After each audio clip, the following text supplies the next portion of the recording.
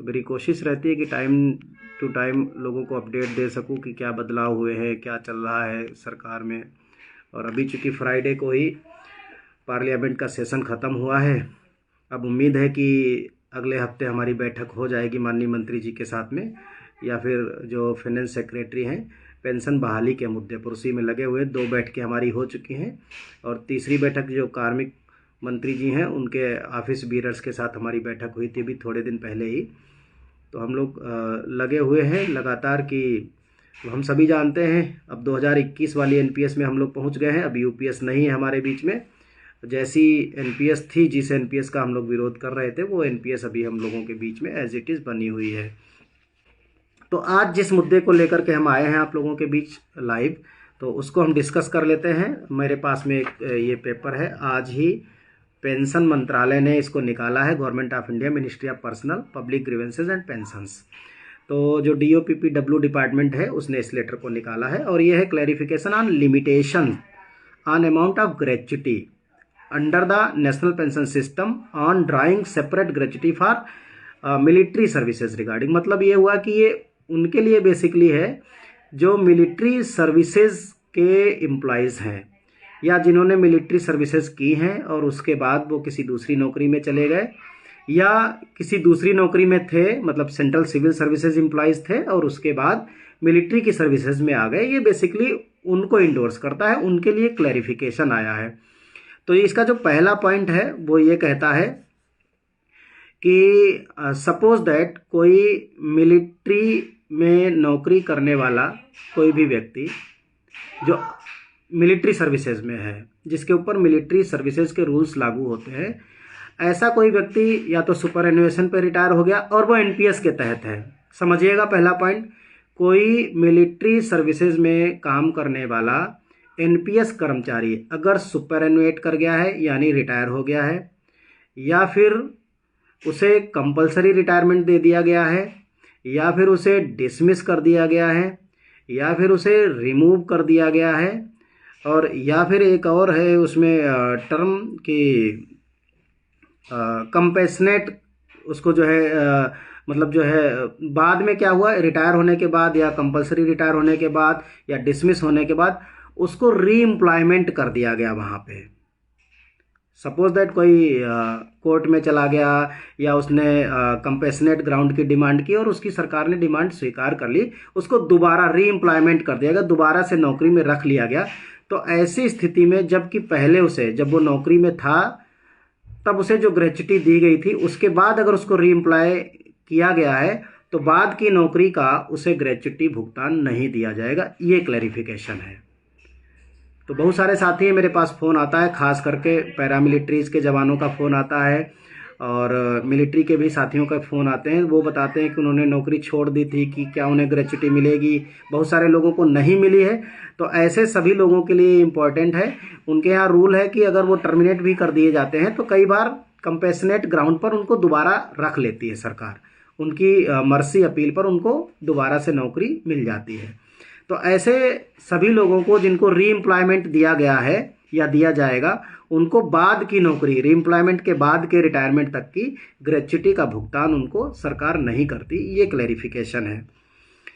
Point number इसका 1 में ही ये कहा गया है कि अगर पॉइंट नंबर 2 में अगर कोई कर्मचारी सपोज दैट मिलिट्री सर्विसेज से रिटायर हो गया है या उसने मिलिट्री की सर्विसेज छोड़ दी हैं और वो सिविल सर्विसेज में, चाहे स्टेट गवर्नमेंट में चला जाए और चाहे सेंट्रल गवर्नमेंट में चला जाए, खास करके वो स्टेट की बात नहीं करते क्योंकि ये सेंट्रल पॉलिसी पे बात करते हैं, सेंट्रल गवर्नमेंट में चला गया है, दूसरी नौकरी लग गई है, पहले वहाँ नौकरी कर रहा था फिर यहाँ नौकरी करने लगा, तो ऐसी स्थिति में अगर वो थ्रू प्रॉपर चैनल था तो उसकी सर्विसेज जुड़ गई तो ग्रेच्युटी भी उसकी एडिशनल जुड़ जाएगी और 25 लाख जो अभी मैक्सिमम उसकी लिमिट है उससे कम ही रहेगी।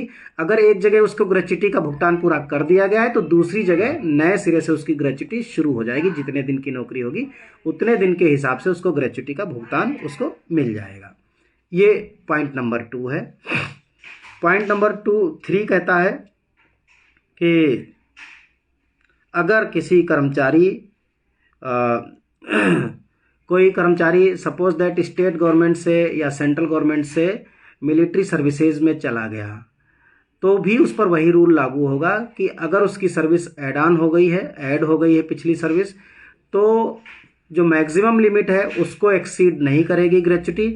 अगर पीछे की ग्रेच्युटी का भुगतान कर दिया गया है और यहाँ सर्विस ऐड कर दी गई, सपोज दैट कि कोई आदमी केंद्रीय विद्यालय में नौकरी कर रहा था, 15 साल उसने केंद्रीय विद्यालय में नौकरी करी, फिर छोड़ दिया और वो मिलिट्री सर्विसेज में आ गया और 15 साल की वहाँ पर उसने ग्रेच्युटी का भुगतान ले लिया है, थ्रू प्रॉपर चैनल था और वहाँ पर ग्रेच्युटी का भुगतान उसने ले लिया है, तो यहाँ जो बाकी टाइम नौकरी करेगा उतने दिन की उसको ग्रेच्युटी का भुगतान उसके हिसाब से होगा, पिछली वाली ग्रेच्युटी फिर उसमें ऐड नहीं होगी। ये बात इसमें पॉइंट नंबर 3 में इन्होंने कही है।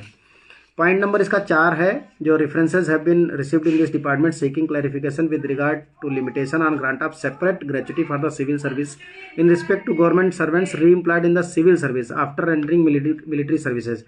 कह रहे हैं कि मिलिट्री सर्विसेज से अगर कोई आदमी सिविल सर्विसेज में चला गया और उसने अपनी ग्रेच्युटी मिलिट्री सर्विसेज में उसने अपनी ग्रेच्युटी जितनी बनी थी वो ले ली, तो ऐसे केसेस में जो उसकी नई नौकरी होगी सिविल सर्विसेज में उसकी भी ग्रेच्युटी को उन्होंने स्वीकार कर लिया है, वो ग्रेच्युटी उसको दी जाएगी जितनी बनेगी और पिछली ग्रेच्युटी से उसका कोई मतलब नहीं रहेगा। ये बेसिकली मिलिट्री सर्विसेज के एम्प्लॉयज़ को ये बेनिफिट मिलता है, बाकी जगह पर ये नहीं मिलता है, आम सिविल कर्मचारी को नहीं मिलता है, लेकिन इनको ये ग्रेच्युटी का बेनिफिट मिलता है। तो ये 4 ही पॉइंट इसमें मेन है और ये खास करके एनपीएस एम्प्लॉयज़ जो हैं या मिलिट्री के जो एनपीएस एम्प्लॉयज़ हैं उनके लिए है बेसिकली। तो एक छोटा सा क्लैरिफिकेशन था, आज ही निकला है, हो सकता है कल इस पर बहुत सारे मीडिया प्लेटफार्म पर न्यूज़ भी आए। तो आज की हमारी तरफ से यही थी इतनी जानकारी। तो कोई क्वेश्चन हो तो मैं ले लेता हूँ। सतपाल सिंह जी, भविष्य में पैरामिलिट्री फोर्स जवानों की यूपीएस बहाल हो सकती है? बिल्कुल हो सकती है, हमें पूरा भरोसा है। पैरामिलिट्रीज़ के लिए पुरानी पेंशन हूबहू बहाल हो सकती है।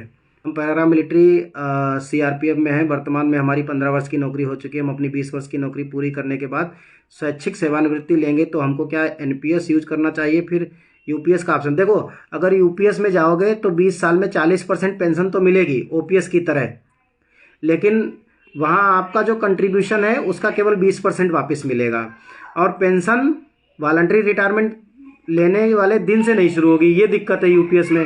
एनपीएस में ये दिक्कत है कि 20 साल में आपका पास कंट्रीब्यूशन कुछ खास होगा नहीं, कॉर्पस बहुत कम होगा तो पेंशन बहुत कम मिलेगी।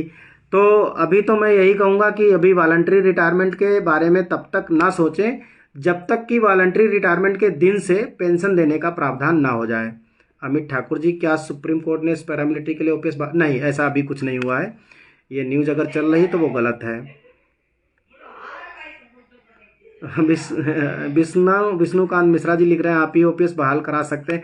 नहीं, हम ही नहीं, ओपीएस में बार बार बोलता हूं कि ओपीएस कैसे बहाल होगी, उस पर मैं बहुत बार अपनी बात रख चुका हूं कि ओपीएस बहाली के 2 रास्ते हैं। पहला है एनपीएस को स्क्रैप करके, जो लगभग नामुमकिन के जैसा है, क्योंकि 16 लाख करोड़ रुपए ऑलरेडी जमा हो चुके हैं मार्केट में।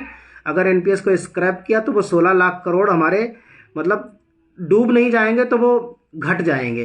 वो 16 लाख करोड़ से घट करके 5-7 लाख 8 लाख करोड़ रह जाएंगे। तो उस स्थिति में जिसका जितना पैसा उसका आधा रह जाएगा। ये टेक्निकली एक प्रॉब्लम है, तो वो रास्ता कठिन है। इसलिए मैं मान के चलता हूं कि एनपीएस को स्क्रैप करके नहीं, एनपीएस को अमेंड करके ओपीएस बहाल हो सकती है। तो मैं दूसरे वाले रास्ते पे चलता हूं, जो संभव है, जिस पर कुछ हासिल हो सकता है, मैं उस पर काम करता हूं। तो वो मैं कहता हूं कि उसमें पॉसिबिलिटीज़ हैं और उससे 99% पुरानी पेंशन बहाल की जा सकती है। और होगा एक दिन, क्योंकि एक दिन एनपीएस को चलाना और भी मुश्किल हो जाएगा, क्योंकि 14% अलग से कंट्रीब्यूशन देना सरकारों के लिए बहुत मुश्किल काम हो जाएगा। एक जैसे जैसे तनख्वाहें बढ़ेंगी तो 14% राशि भी बढ़ जाएगी, तो वो बहुत मुश्किल काम हो जाएगा। उस समय तो एनपीएस चलाना मुश्किल हो जाएगा। भले ही एनपीएस को स्क्रैप ना करे सरकार, लेकिन अपने कंट्रीब्यूशन को उस समय कम करेगी। तो ये भी तय है एकदम। इसीलिए मैं कहता हूँ कि हम, जैसे हिमाचल वालों ने पुरानी पेंशन बहाल कर दी, लेकिन कर्मचारियों का पैसा आज तक उनके खाते में नहीं गया, 3-4 साल होने को हैं। राजस्थान ने बहाल कर दी, उनका पैसा फंस गया। झारखंड ने बहाल कर दी, उनका भी पैसा फंस गया। तो हम ऐसे किसी समाधान की बात नहीं कर रहे हैं कि आसमान से गिरे और खजूर में अटके, ऐसा ना हो जाए। हम उस ओपीएस की बहाली की बात कर रहे हैं जो वास्तविक ओपीएस बहाली हो, झूठी नहीं, वर्चुअल नहीं।